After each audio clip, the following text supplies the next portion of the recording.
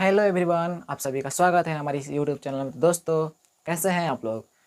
उम्मीद करते हैं अच्छे होंगे, स्वस्थ होंगे और ज़बरदस्त होंगे। तो चलिए आज हम थेल्सपर्मे को जानते हैं। क्या है थेल्सपर्मे, इसका यूज़ क्या है, इसको सिद्ध कैसे करेंगे। बहुत बार परीक्षा में आ चुका है क्लास 10th का। तो चलिए देखते हैं।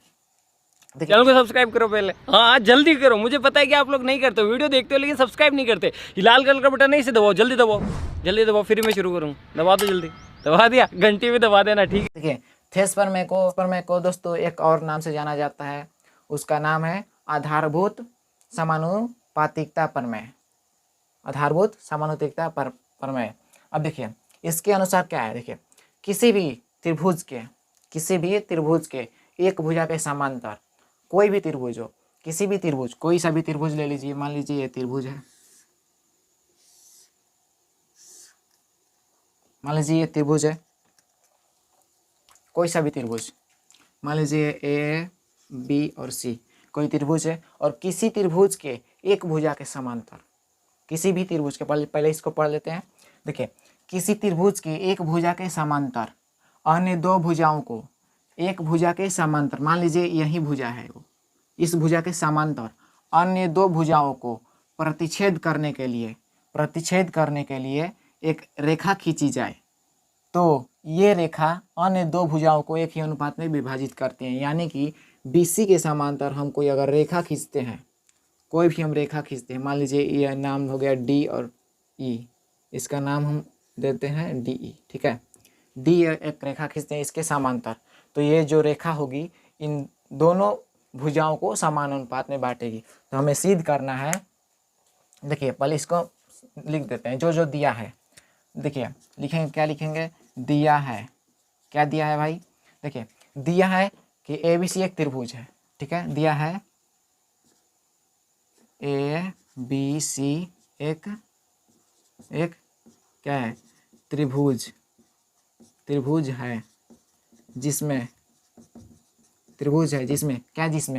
जिसमें BC समांतर, जिसमें पहले से दिया हुआ है, कह रहा है ना BC समांतर DE। मान लीजिए BC समांतर DE दिया हुआ है। अब हमें सिद्ध करना है। क्या सिद्ध करना है? क्या सिद्ध करना है कि ये जो DE जो रेखा है इन दोनों भुजाओं को, यानी कि AB और AC को समान अनुपात में विभाजित करेगा। यानी कि AD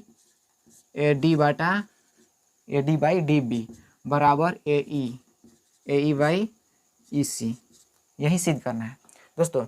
तो हम ये सिद्ध करेंगे। अब देखिए रचना में हमें क्या करना पड़ेगा? रचना यानी कि बनावट। रचना में हमें ये करना पड़ेगा। देखिए हम अपने मन से ये करेंगे। यहाँ से हम इस पर लंब डालेंगे, AC पर, बिंदु D से AC पर लंब डालेंगे, यहाँ पर लंब डाल दिए। और इसी प्रकार बिंदु E से AB पर लंब डालेंगे, यहाँ पर डाल दिए, ठीक है। और BE और CD को मिलाएंगे। BE ये है, BE को हम मिला दिए ऐसे, और CD को भी ऐसे मिला दिए, ठीक है, ऐसे मिला दिए। अब देखिए ये तो हो गया। इसको लिख देते हैं। क्या लिखे? इसका नाम कुछ दे देते हैं। मान लीजिए ये नाम N है और ये M, ठीक है। इतना समझ में आया? सबसे पहले ये त्रिभुज है, उसके किसी भी एक भुजा, मान लीजिए ये भुजा है, इसके समांतर एक D समांतर रेखा है। और देखिए आप यहाँ पर लंब डाले हैं, तो यहाँ पर लिख दे रहे हैं। क्या डाले हैं? यहाँ पर EN लंब। EN किस पर लंब है? AB पर। EN लंब AB। और क्या है? और AE जो DM है वो AC पर लंब है। DM AC पर लंब है। DM जो है AC पर लंब है। और क्या है? तथा BE एवं CD को मिलाया। देखिए ये लंब खींचा और इन दोनों को मिला दिया। अब देखिए अब क्या करना है? अब कुछ नहीं करना है। देखिए यहाँ पर सबसे पहले हम इसको ध्यान रखेंगे। AD और DB हमको लाना है। AD और DB किस किस में जाएंगे? AD यहाँ है इस त्रिभुज इसमें, और DB किस त्रिभुज में है? तो इस त्रिभुज में है। तो हम जाएंगे त्रिभुज, ऐसे लिखेंगे त्रिभुज ADE, त्रिभुज ADE का क्षेत्रफल ऐसे लिख देंगे, एरिया ऑफ ADE का क्षेत्रफल बाटा y, एरिया ऑफ इसका क्षेत्रफल, ये क्षेत्रफल, यानी कि BDE, त्रिभुज BDE। समझ रहे हैं? इन दोनों को मैंने ये क्षेत्रफल का अनुपात की इसलिए लिया क्योंकि देखिए इस त्रिभुज में ADE त्रिभुज में AD मिल जाएगा और BDE त्रिभुज में BD मिल जाएगा, तो यानी कि AD बाई BD हमको मिल जाएगा। देखिए यहाँ से त्रिभुज ADE, त्रिभुज का क्षेत्रफल जानते हैं हम लोग क्या होता है 1/2 और आधार गुने ऊंचाई, तो यहाँ पर लिखेंगे 1/2 गुने आधार क्या है AD का, AD यहाँ पर देखिए AD और E, ADE त्रिभुज में आधार क्या है, इस ये ले लेते हैं AD हो जाएगा, और ऊंचाई क्या होगा NE हो जाएगा NE। ठीक है, अब देखिए, अब इस त्रिभुज में देखिए 1/2 BDE इस त्रिभुज में देखिए आधार क्या होगा, आधार होगा BD। ठीक है, आधार तो हो गया BD। और देखिए ऊंचाई का मामला, ऊंचाई ये नहीं होगा, ये होगा ऊंचाई। देखिए जो लंब होता है वही ऊंचाई होता है त्रिभुज का, तो इस त्रिभुज में लंब हो गया ये NE, यहाँ पर लिखेंगे NE। देखिए यहाँ से 1/2 कैंसिल हो गया और NE कैंसिल हो गया, बचा क्या AD बाई BD।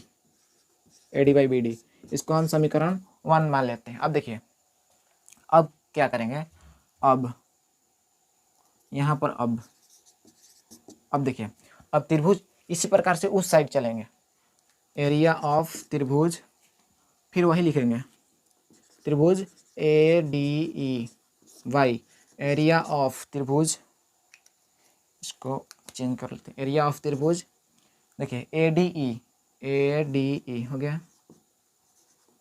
अब देखिए यहाँ पर DCE ये वाला त्रिभुज, CDE ऐसे मान लीजिए CDE ऐसे त्रिभुज CDE।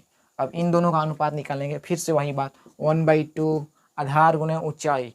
अब देखिए इस तरफ लाएंगे, इस तरफ वाला लेंगे, यानी कि AE हो जाएगा आपका आधार और DM हो जाएगा आपका ऊंचाई, यानी कि AE हो जाएगा आधार और DM हो जाएगा ऊंचाई, ऊपर वाला हो गया।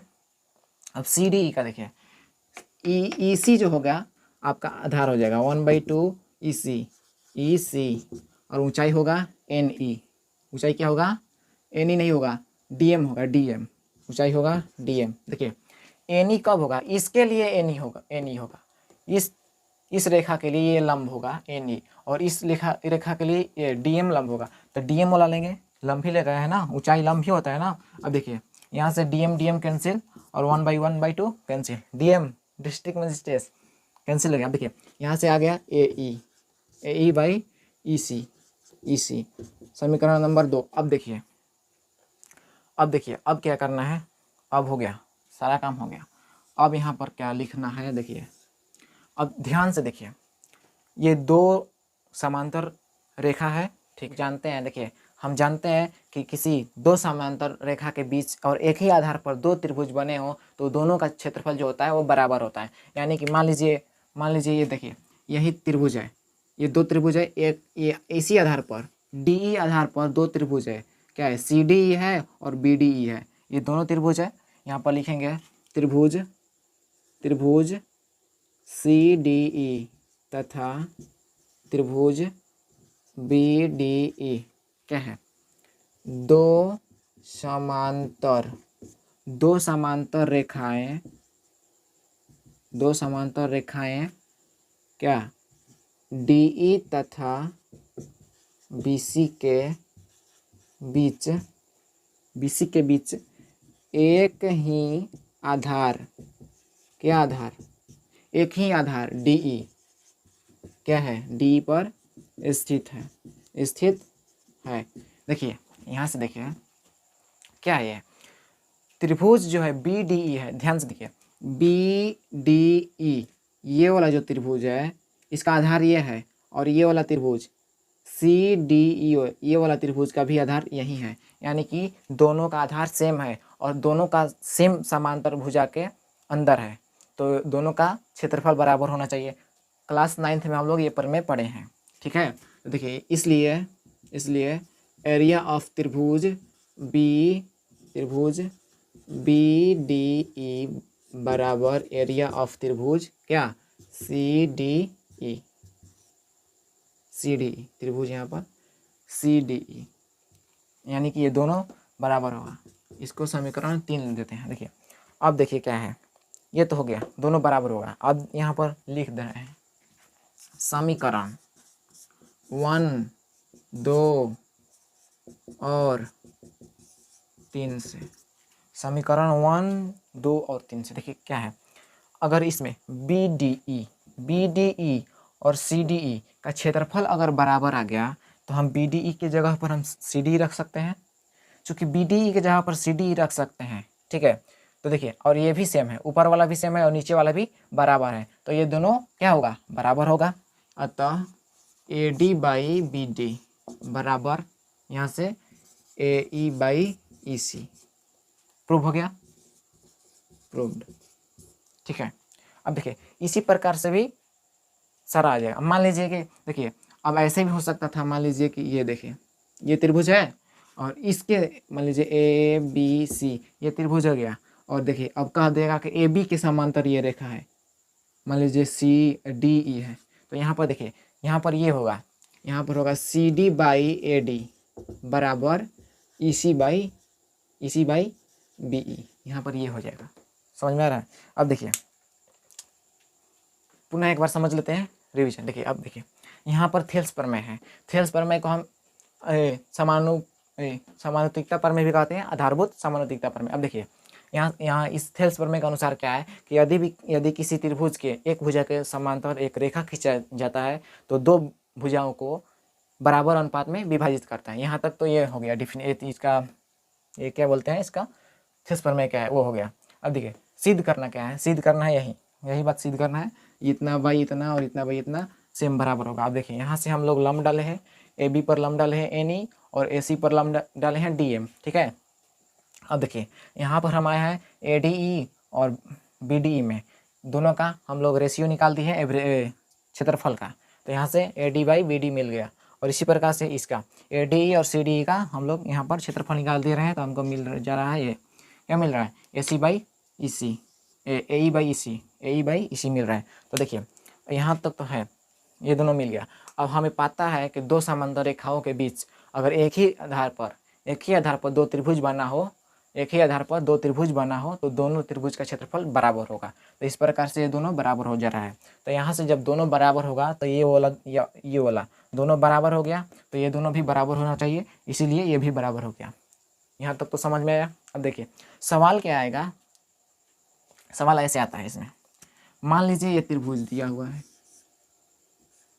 A B C D E ऐसे दिया हुआ है, और मान लीजिए ये 4 है ये 2 है, ठीक है, और ये बोल दिया 3 है, तो यहाँ पर x दे दिया, इसको निकालना है। अब देखिए हम लोग जानते हैं कि अगर समानुपातिकता पर में अगर जो पढ़ा होगा वो बना देगा आसान से। देखिए यहाँ से कैसे बनाएगा, देखिए क्या लिखा, डायरेक्ट लिखा है 4/2 बराबर x/3, यह लिख देगा, यानी कि ऐसे भी बना देगा। देखिए 2 का डबल है 4, तो 3 का डबल 6, यानी कि x बराबर 6 आ गया, ऐसे भी बना देगा। या इसको भी हल करेंगे तो ऐसे ही आएगा, 2 आएगा, 2 या 6, x बराबर 6। तो उम्मीद करते हैं ये वीडियो अच्छा लगा होगा। अगर अच्छा लगा होगा वीडियो तो दोस्तों इसको शेयर कर दीजिएगा, शेयर सब्सक्राइब और लाइक सब कीजिए। क्यों करते नहीं हो यार, शेयर सब्सक्राइब करो। चलते हैं, मिलते हैं। अब देखिए अगला क्लास में भी थेल्स प्रमेय है, पाइथागोरस प्रमेय है, ये तो थेल्स प्रमेय हो गया, पाइथागोरस प्रमेय है, और जो भी प्रमेय आएगा, और वृत्त का भी क्वेश्चन हम जल्द ला रहे हैं, VBI क्वेश्चन। देखिए ये इस आधार पर बहुत सारा क्वेश्चन आएगा, इस आधार पर बहुत सारा ऑब्जेक्टिव हमें लग रहा है कि 20 ठो ऑब्जेक्टिव इसी से दे देगा, तो आप फंस जाएंगे। अगर जो जानता रहेगा वो बना देगा। तो मिलते हैं अगले क्लास में, चलिए।